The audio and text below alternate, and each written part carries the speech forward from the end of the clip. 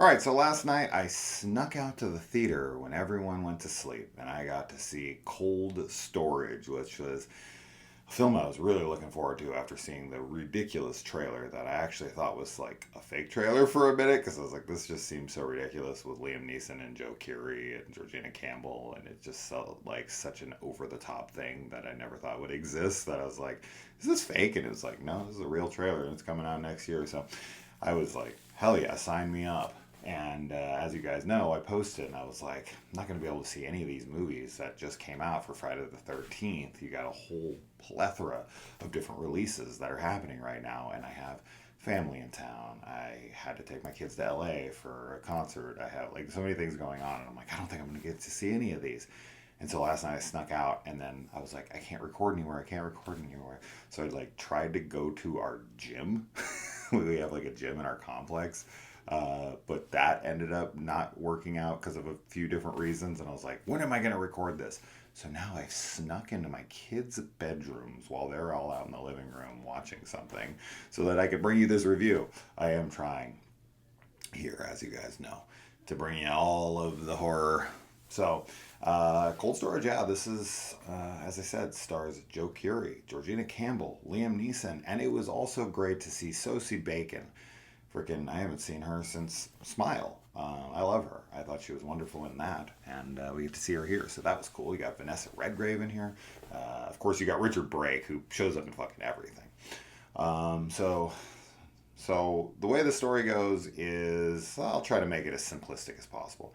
There's an old government facility that is holding a fungus that, you know, turns people into zombies basically, and it gets sealed away, and then the property that it sits on gets sold to a storage facility. And you have Joe Keery, Georgina Campbell. They work there as like security and just like employees helping people. And you they stumble across this cover up, and yeah, of course the fungus gets out and turns people, and Liam Neeson's character is like a military operative who's been warning people about this for years. No one would listen, and now that the cat's out of the bag, he's got to take matters into his own hands and try to prevent the apocalypse. Um, so, okay, first, right out the gate, I'll say that this movie will definitely get compared to a couple things, and rightly so. There's no doubt that there is some heavy inspirations from first Return of the Living Dead. I mean, this is a very obvious homage. Now, some people would see that as like a ripoff, right?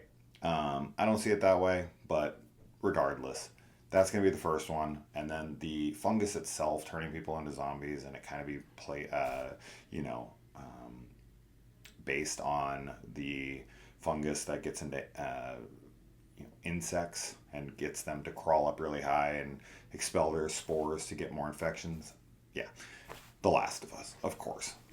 So it's kind of a mashup of those two things, but much more from like a comedy, horror, action perspective. Much more emphasis on the comedy. But okay, so I don't know if people are gonna get too obsessed with like this is too much like Return of the Living Dead and The Last of Us and all of this. Like, I feel like every movie can be simplified into, oh, it's a combination of this and this and this. Like, I don't know if there's anything original anymore. So I never really see that as a negative unless the movie has nothing new to say. It has no entertainment value and it just feels derivative. That's not the case here for me at all. I love this. I thought this was super, super fucking fun. I laughed a ton. I thought there was a lot of really clever jokes and like subtle humor in this, as well as the humor itself is not subtle for the most part, right? A lot of it's very in your face, very bombastic, over the top stuff, and that works for sure. But there's also little cute, like funny bits for me that I was like, oh, that's really clever. That's funny. There's a like a biker gang that shows up, and one of their members is has a certain profession, and I thought that was very funny because if you know things about bikers, there's different kinds of bikers, and you get a representation of one of them. And I just thought that was very funny to throw in there. And there's all sorts of stuff like that. So I thought Joe Keery and Georgina Campbell had really good chemistry together. I thought they were very fun playing off each other. I mean, at this point, Georgina Campbell is just like, top tier scream queen. She's got 3 horror films coming out this month, 2 of them very high profile, right? You got this one, which had like a reported 30 some odd million dollar budget. Wild. You don't see a movie like this getting a budget like that. But this movie needed it 100%, right? She's also got Psycho Killer, which is coming out next week, which looks awesome. And it's from the writer of Seven, and I'm highly, highly looking forward to that. And then she's got this other one, like Red Book Ritual or whatever, that I can't really even confirm if she's in, but she seemingly is in the trailer. But regardless, and that also comes out later this month. But yeah, she's just unbelievably gorgeous. I think she is such a fun actress, and she's making so many cool horror projects. She's just got to be thrown into that conversation alongside of, like a Mia Goth, a Jenna Ortega, or whatever, but maybe even more prolific. I feel like she makes more horror films than any of these scream queens, Micah Monroe or whoever, right? So Georgina Campbell absolutely needs to be inducted into the Scream Queen Hall of Fame now for me, because she's hot as fucking hell. She makes a lot of really cool horror films, and she's just so fucking likable. Yeah, so I don't know, man. I thought Liam Neeson was really fun in this. I thought the story was cool. This is from the writer David Coep, however you fucking say his name. He did the screenplay for Jurassic Park, and I mean, this dude has a super prolific career. He's a huge name. He's written so many big things. And this is based on a book that he wrote. And I think he also did the screenplay for this as well. And yeah, man, I mean, yeah, there's a lot of CGI in this, like a lot, right? Because it's like really big.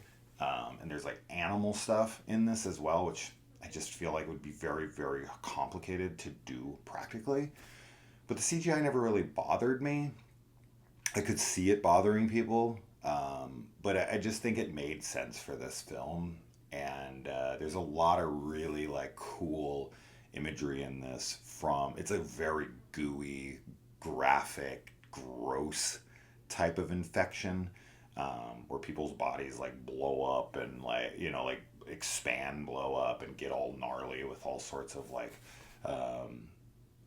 like pustules and whatnot, and then they like explode all over the place. It's a very gross film in that way, but very funny. My whole crowd, is probably 1/3 full. Mostly everyone was laughing a good amount throughout. We were all having a good time laughing about this and that. There's a lot of good humorous setups. And the film just felt big. It felt like apocalyptic, right? Like the stakes were definitely illustrated very effectively, where I was like, shit, man, yeah, this stuff would fucking decimate the planet, like, if this gets out. So there's definitely a sense of urgency in everything. I think it's a really tight film. I think that all the jokes, for the most part, really worked for me. The characters were super solid, especially our main two, Campbell and Keery. I mean, it's great seeing Steve Harrington doing something besides Stranger Things. I've seen him in a few things, of course, but really, really liked him here. And yeah, I'm high on this one. Definitely my top 3 favorite horror films, or films, period. I don't think I've watched anything about horror from 2026 yet. Definitely in my top 3, alongside of Good Luck, Have Fun, Don't Die, and 28 Years Later, The Bone Temple. So yeah, I mean, I'm super high. I think it's fucking fantastic. I thought it was hilarious and fun and graphic and zany and wild and ambitious, and just not a kind of film you see much, right? And seeing some negative reviews, calling it derivative and calling it like, I don't know. They just saw a bunch of negativity and I'm like, come on, man, this movie's so fucking fun. Like, what are we talking about here?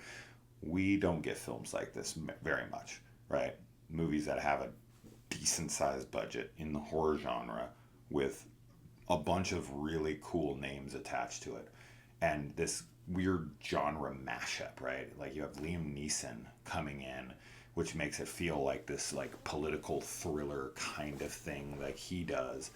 But then you got Georgina Campbell, the Scream Queen, who's dealing with these like this zombie outbreak, and the stuff with Sosie Bacon in the opening is really intense, and it has some really cool imagery in it as well, and it really sets the stakes very very solidly. So big win for me. Will definitely be a like a great one for the year for me. So yeah, try to go out and see it. I mean, maybe Europe. Yeah, obviously, everybody has different tastes, but if any of that sounds good to you, I think that you're gonna have a fucking great time. So there you go. I snuck away. Now I can go run back out there and be like, oh, I didn't do nothing, but welcome to my girl's room. You can't even see like anything much. But anyway, all right, guys. I'll see you in the comments. Adios.